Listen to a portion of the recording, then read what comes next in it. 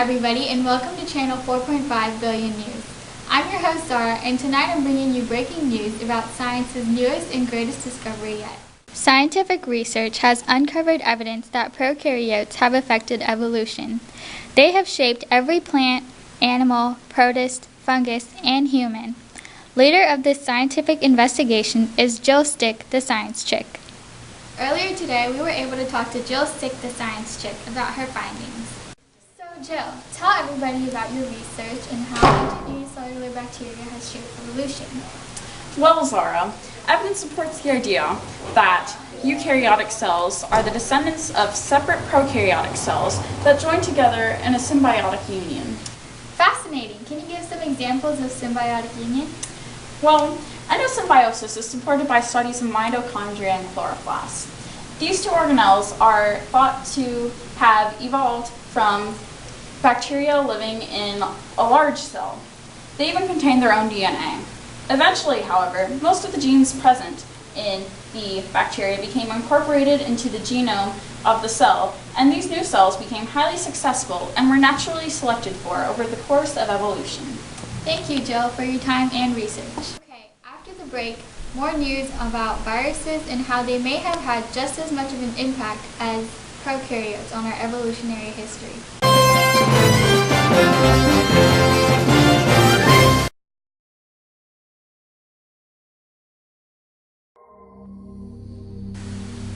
Mankind may believe that we're the dominant species, that no other living creatures will be able to affect us. But that's a lie, a fool's lie.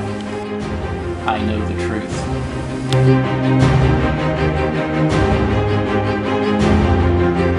Scientists have recently found evidence supporting the idea that bacteria can insert their genes into the human genome. These bacterial genes may be the cause of some cases of cancer. Acute myeloid leukemia cells were particularly rife with bacterial sequences, as were stomach cancers, especially from Pseudomonas. If you look at the cancerous stomach cells, most of the Pseudomonas DNA has been inserted into 5 genes, 4 of which are proto-oncogenes which can give rise to cancer.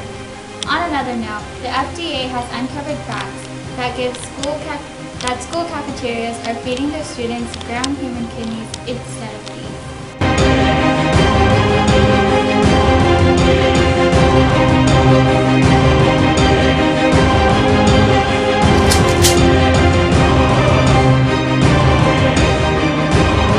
Our world is now ruled by the prokaryotes.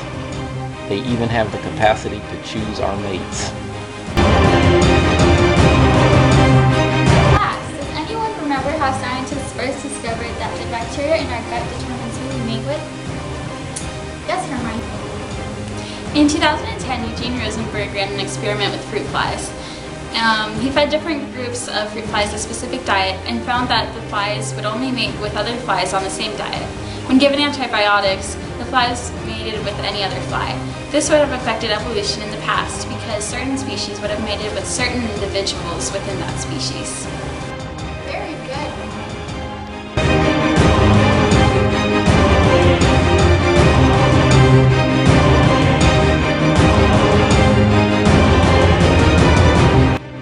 So it appears that 100,000 years ago, our ancestors reached a population bottleneck.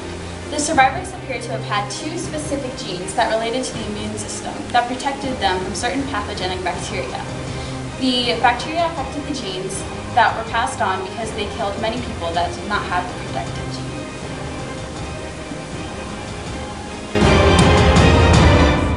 The prokaryotes, they're everywhere.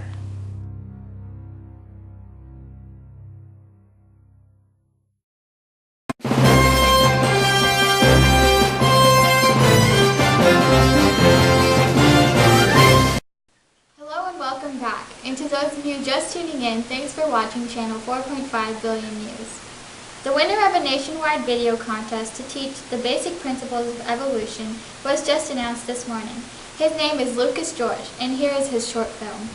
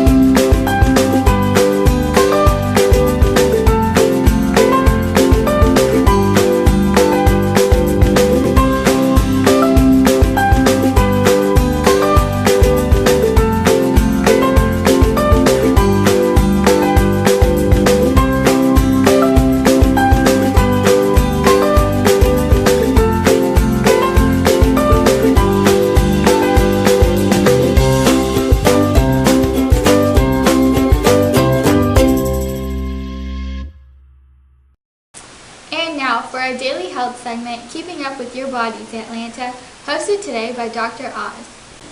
Welcome to Keeping Up With Your Bodies, Atlanta.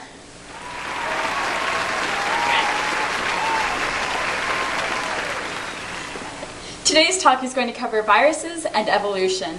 Many of our viewers are not aware that viruses are responsible for shaping the lives of both humans and animals over the course of history. This is done by means of evolution. You see, viruses are a huge source of selective pressure in the evolution of a species. The provirus adds itself to the host genome and gets replicated with the other genes. HIV is an example of a disease virus that does this, but there are other viruses, such as the adeno-associated viruses, that insert themselves into the human genome without causing any obvious symptoms. They've been inside of us all along. Viewers, take note.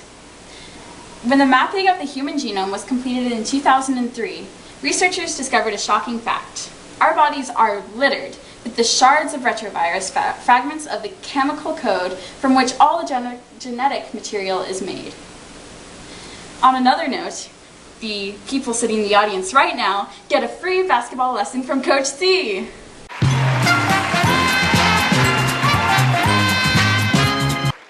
On a more serious note, endogenous retroviruses are two things at once: genes and viruses. And those viruses have helped make us who we are today, just as surely as other genes did. I'm not certain that we would have survived as a species without them.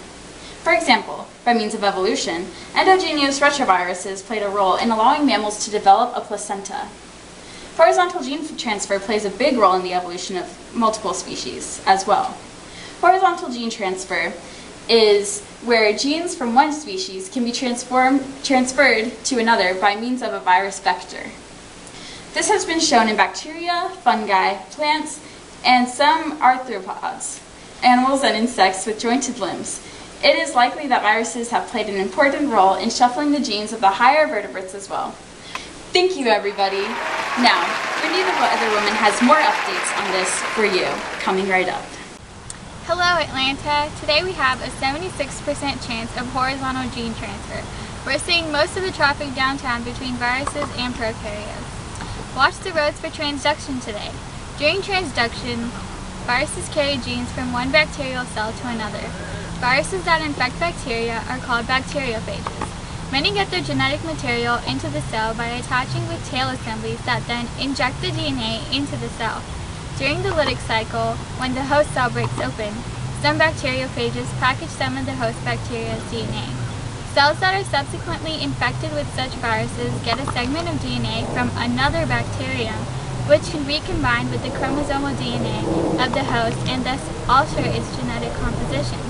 Back to you, Zahra. Thanks, Wendy, for the weather update, and thank you to our viewers for joining us today. Have a great day of evolving, Atlanta.